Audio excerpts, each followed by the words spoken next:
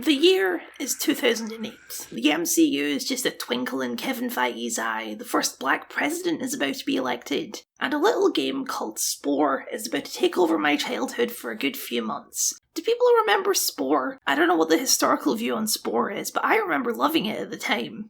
The guy who made The Sims wanted to take on a more ambitious project to simulate the entire life cycle and evolution of a species from amoeba to spacefaring civilization. I'm sure he would dispute being called the guy who made The Sims, but that's what you get for not making any noteworthy games in the last 15 years, Will Wright. I'm Will Wright, bitch! Spore's legacy is complicated. I think now it's mostly remembered as the game where you make penis monsters and the character creator. But at the time of its release, there was a much bigger controversy stemming around a little thing called DRM. DRM is so ubiquitous in video games now that not many people really complain about it anymore, but I remember a time when DRM was a thing that every gamer and every gaming news outlet was talking about.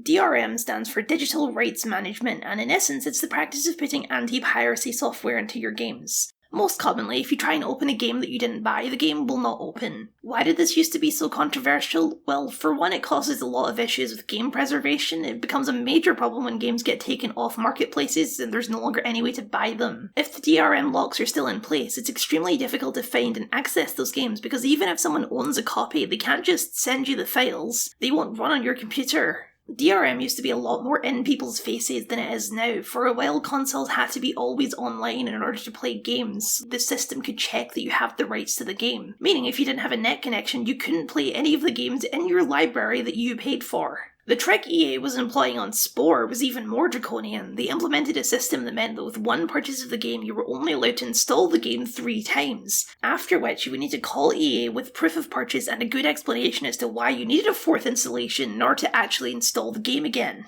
The idea being that one person can't just buy the game, stick it online and let loads of other people download it. That was their explanation anyway. In reality, it seems much more likely to me that this was a particularly brazen attempt to shut down the used games market. Game publishers don't like the used game market because they don't make any money on the sale of used games. This 3 install limit included CD copies of the game. Your CD would become a useless frisbee if you crossed that 3 install limit. This made buying the game used a particularly risky venture. People saw and understood what EA was doing, and they wanted to make sure it didn't work.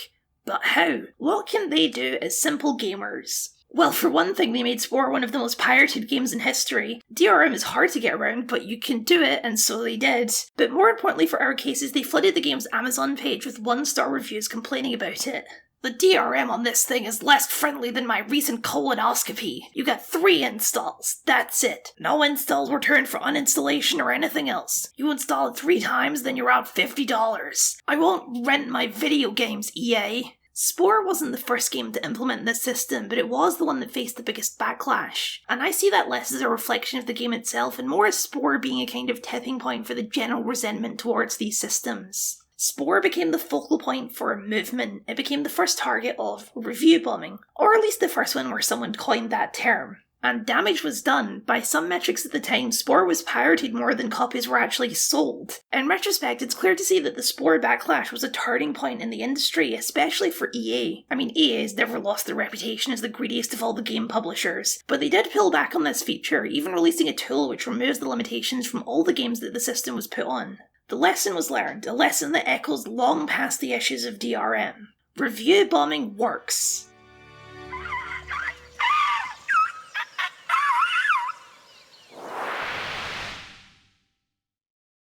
So, at time of recording, Star Wars The Acolyte has just started.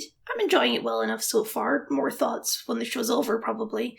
But upon checking various review aggregator sites, you would not assume that to be a very common opinion. 26% audience score on Rotten Tomatoes, 4.6 on IMDb, 3.3 on Metacritic, 1.9 on Google Reviews. The common perception would appear to be that this show is very bad, right? Of course not. These numbers are not surprising at all. Everyone basically expected this to happen, right? For the show to get review bombed on day one, just like The Little Mermaid, or The Marvels, or She-Hulk, or Doctor Who. There's something similar about all of these things, and I can't quite put my finger on it. Maybe it's something missing from the posters or something like that. I don't know. If you can figure out the connection between all of these things, let me know in the comments. The use and perception of review bombing has changed dramatically over the past few years. I won't say it was ever noble, but it was generally pointed in at least the right direction. Almost all of the early high-profile examples of review bombing are aimed at bad corporate decisions in the games industry. Battlefront 2's obnoxious microtransactions, hi again EA, or Skyrim trying to implement a paid mod system. A particularly big one that I can remember is when everyone's favourite PewDiePie had one of his patented heated gamer moments on a stream, and the developers of Firewatch used a copyright takedown to remove his Let's Playthrough of their game. Which, whether you agree with PewDiePie's use of that word or not, which, for the record, I really don't, it's not a great precedent to set to use YouTube's copyright systems to take down the videos of people you don't like. Review bombing used to be pretty exclusive to the games industry and issues within the games industry, but it's since exploded onto all forms of pop culture. Except, nowadays, review bombing is pretty much exclusively a weapon of the culture war. Any movie or show or game that's accused of being pushed woke ideology or whatever is almost guaranteed to be review bombed.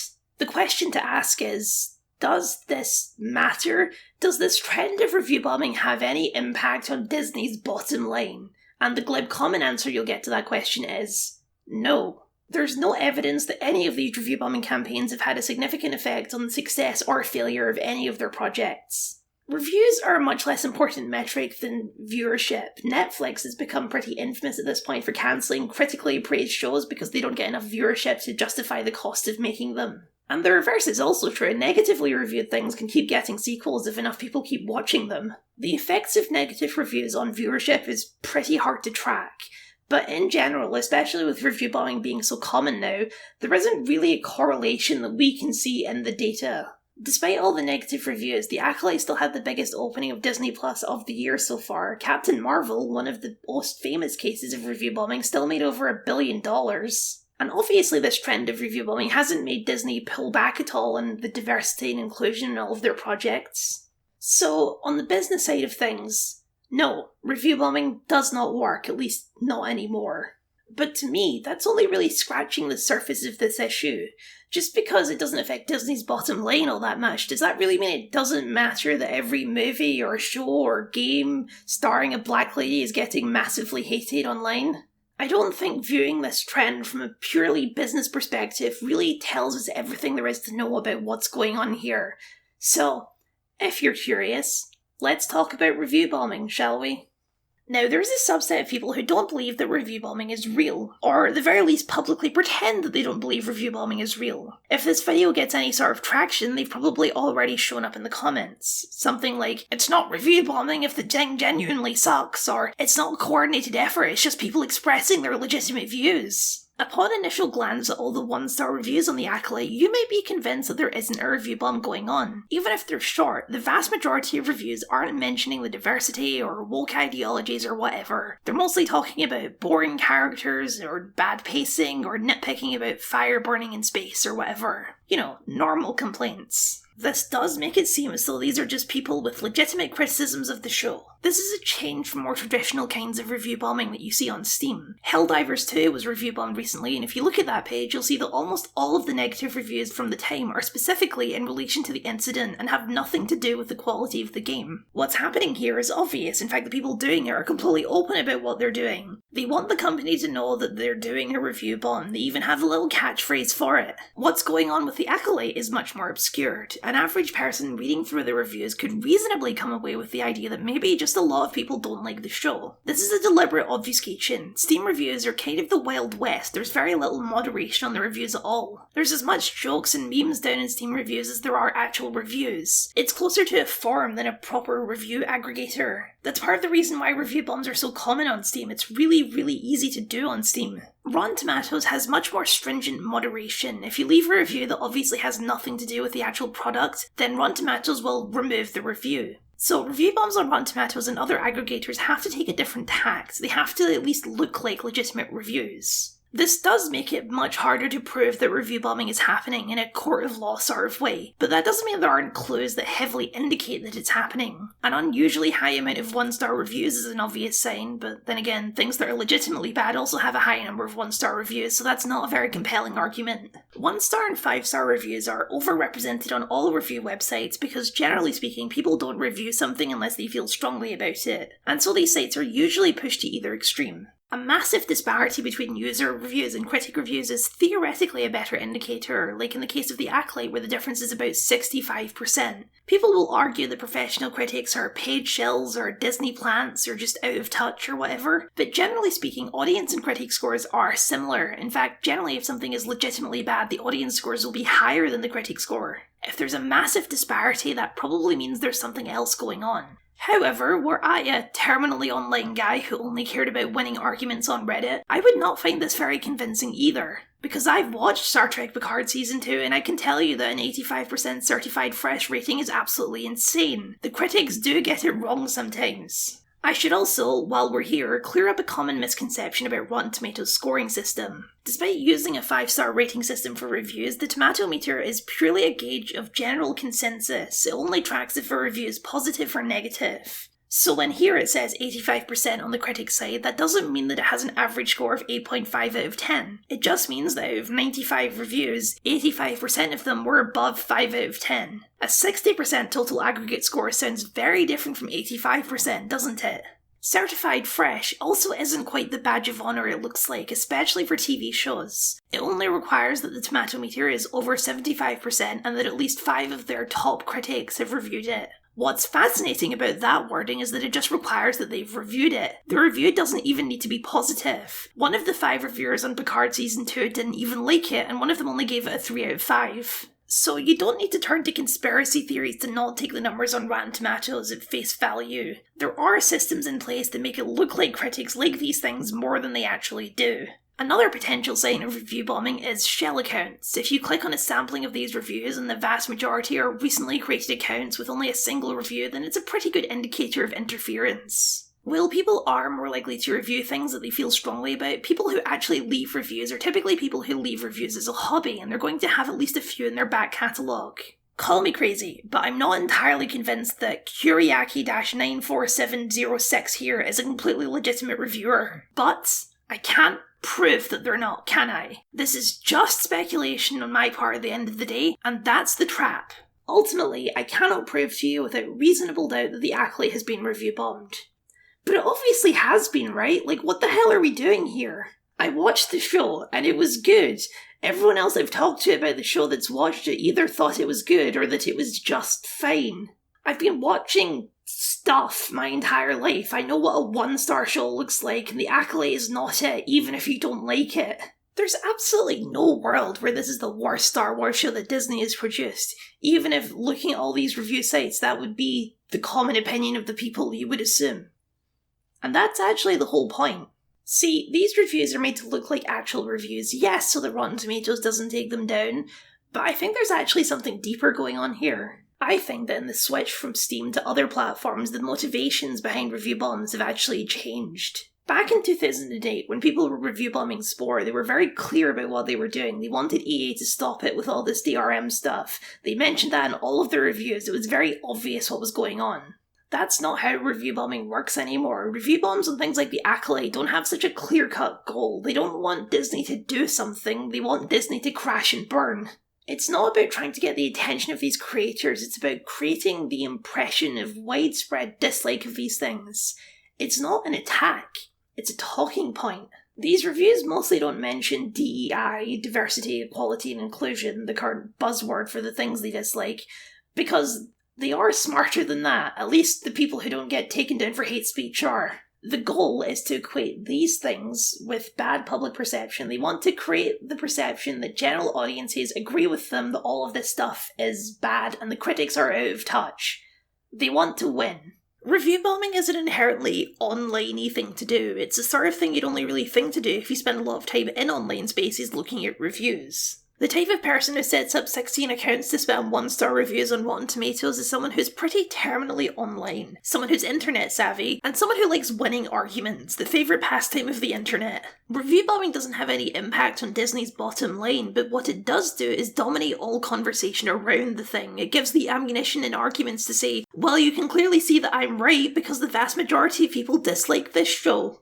And with that, let's go to the people, starting with Brett S., 1 star. Okay, I will admit my expectations were probably too high for this. They were, but wow, does this underwhelm. It doesn't know what it is or what it wants to be. If I could at least see the vision, I would give it the benefit of the doubt, which you should never do with Disney Star Wars. What an absolute mess. Thank you for demonstrating, Gary. You can get back in your hole now. See, for years now, Gary and folks like him have been arguing that critics are out of touch and general audiences agree with them on all these issues. They are the normal ones. The only problem is that if you leave the audience scores unaltered, that doesn't actually match with reality. The Marvels managed to avoid a review bombing campaign on Rotten Tomatoes. It just, actually bombed. But for our purposes, that's useful. After the original Captain Marvel was review bombed, Rotten Tomatoes added to their policy that for new releases of movies, you need to provide proof, like a picture of your movie ticket stubs in order to write a review of the movie. And since review bombers are generally not interested enough to actually go out and pay for the movies, that has, in general, cut down on review bombs on Rotten Tomatoes. If you look on other places, we can definitely still see clear signs of a review bomb. But on Rotten Tomatoes, everything looks fine. It turns out that without interference, most people agree that The Marvels was, fine. It's the same for Little Mermaid. So Rotten Tomatoes' filter does seem to block this well enough, it's just that it only works on cinema-released movies, which are becoming increasingly irrelevant as movie theatres are dying, but that's a whole different discussion. Reality doesn't match their arguments, so they simply make reality match their arguments. They make it look like all these diverse projects are unpopular, leave a whole lot of completely innocuous reviews that Gary can read out to give the perception that these things are unpopular, and his audience can fill in the rest. If you want a much clearer example of this in action, let's talk about Sound of Freedom. When talking about review bombing, we usually talk about negative reviews, but there's no reason it can't go the other way. Sound of Freedom is an independent Christian thriller movie from last year that did way better than it had any right or even any sense to. It's a fictionalised account of the life of Tim Ballard, a Christian anti-child trafficking activist, which is, obviously a good thing, but also about half of his Wikipedia page is dedicated to sexual misconduct allegations, so, he sounds a little conflicted. The movie is currently sitting at a 99% audience score on Rotten Tomatoes, which is a bonkers number that literally no movie could ever hit naturally. Back to the Future doesn't have a 99% rating. Who doesn't like Back to the Future? So what happened here then? Well, it's quite simple really. QAnon loves this movie. Lead actor man here, who previously played Jesus in The Passion of the Christ, is a full-on stop the Satanists from harvesting adrenochrome conspiratorial nutjob. And while the movie doesn't have anything explicitly QAnon related in it, it has been completely co-opted by the movement who champion it as some significant blow against the Hollywood elite, exposing the dangerous truths they don't want you to know about. I don't have the time to get in-depth on Sound of Freedom and the story surrounding it, it's beyond the scope of this video, but I can recommend this video by Morbid Zoo that goes into much more detail. Suffice it to say that these massively positive reviews on all of the aggregators clearly have very little to do with the actual quality and more to do with sending a message. QAnon, if nothing else, are a very committed bunch. They want to create the appearance of widespread adoration of this movie because it's beneficial to their agenda. It's an attempt to make their views seem more legitimate because the movie is a symbol for the success and power of their movement. It's the same thing with She-Hulk or The Acolyte. It's got nothing to do with the quality of the thing, it's about the discussion around these things. The culture war, winning the culture war. Whether the thing is good or bad is irrelevant. What matters is that it stars a black lady instead of a white guy. I have left myself open to attack. Did you notice? Let's try some, shall we? Well, it's just as likely that The Marvels was positively review bombed. You can't prove that it wasn't. The Marvels bombed while Sound of Freedom made 4 times its budget. The numbers speak for themselves. And these arguments are, on the face of it, reasonable. I cannot prove that Disney didn't pay people to give positive reviews of The Marvels on Rotten Tomatoes. I can't prove that. I have plenty of circumstantial evidence that leads me to believe that that didn't happen, but it's almost impossible to prove a negative. Likewise, Sound of Freedom made a profit, the Marvels didn't. The free market has decided the value of these movies. I think that's ignoring a crapload of context, like the general decline of superhero movies or blockbusters in general. The perception of required reading for the Marvels, so people might have skipped it because they didn't watch Miss Marvel or WandaVision. Disney's massive overinflated budgets that make it almost impossible for any of their movies to make a profit these days. A writers and actors strike happening at the same time of the movie's release that totally gutted any chance of a press junket for the movie. Or the extremely sketchy pay-it-forward system that Angel Studios used to sell more tickets to Sound of Freedom without people actually having to buy tickets to go see the movie. But can I definitively prove that the culture war and woke ideology aren't part of the reason that the Marvels failed? No, I can, and I don't necessarily even think that's true. There probably are plenty of people who didn't see the movie for those exact reasons. But to claim that's the main reason is very disingenuous. But here's the thing about that. By engaging with these arguments and giving them time, I have once again fallen into a trap. Because the people making these arguments, they don't actually care if they're true or not. They just want to win. In my opinion, one of the most important videos for understanding any kind of online discourse is Ian Danskin's The Card Says Moops.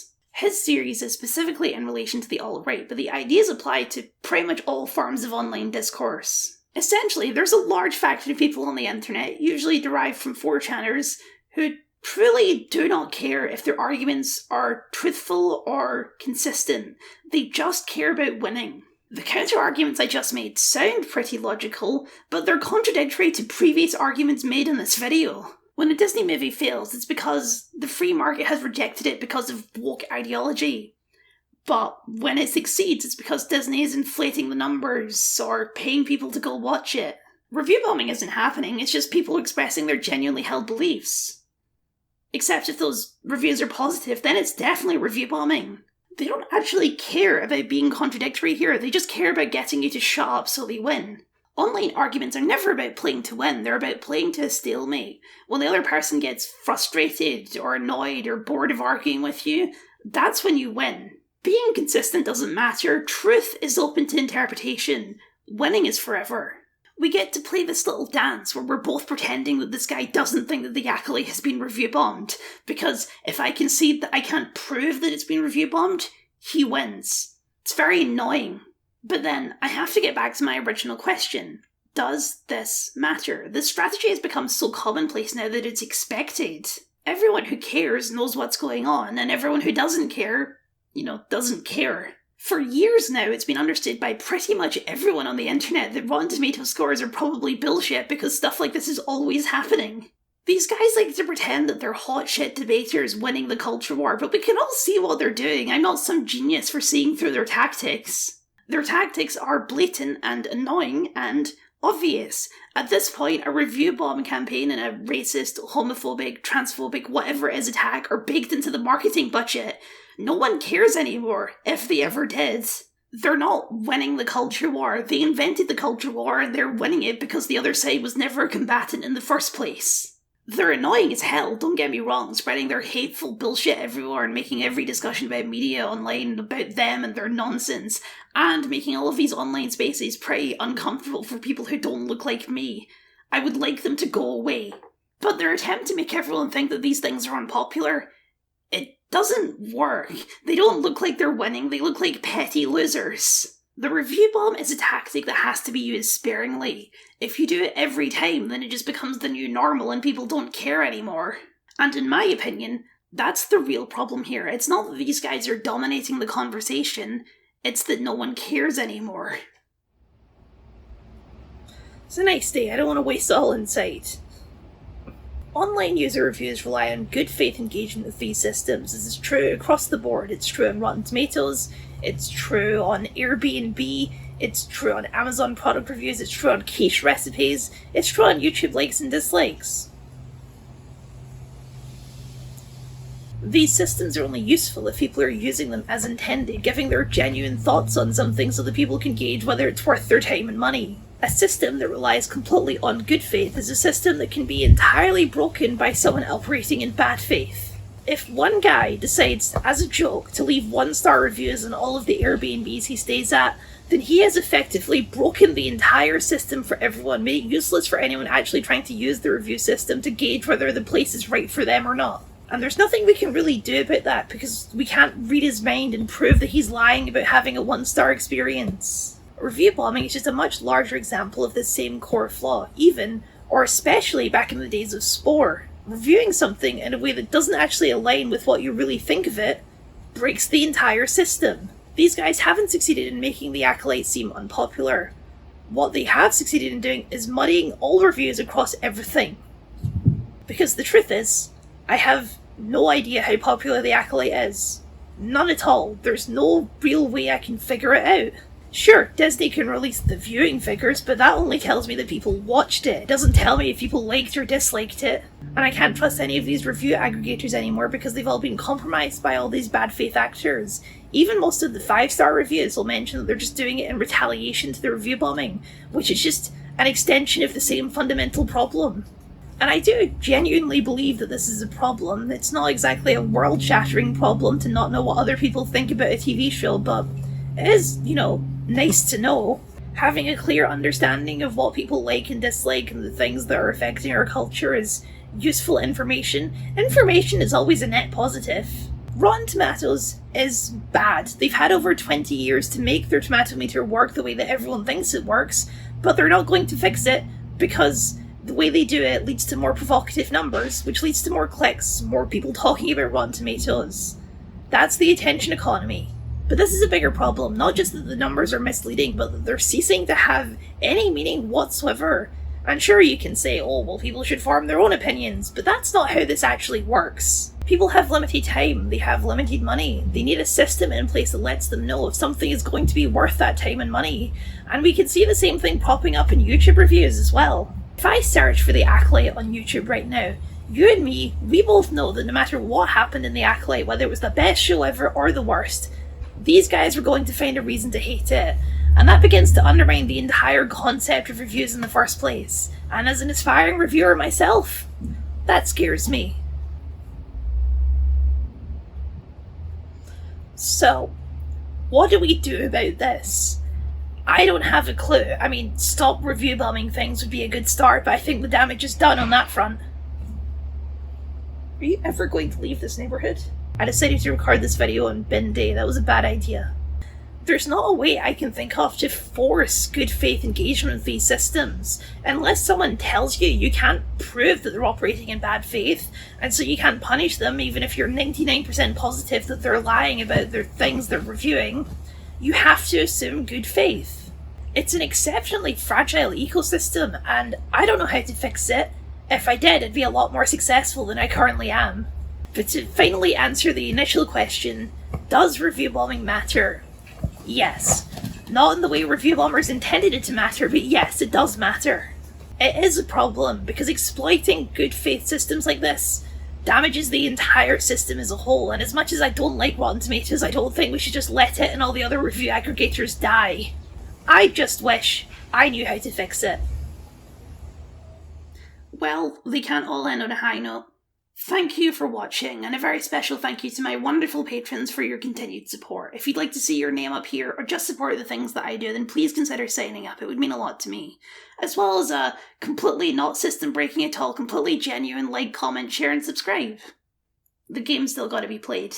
If you're looking for more videos like this, then you'll probably enjoy this video about Sweet Baby Inc., the company destroying all of the video games with diversity and woke ideology. Just be careful in the comment section. Or for something a bit different, why not check out this video about Chants of Sonar, which I think is quite good. Both the game and the video.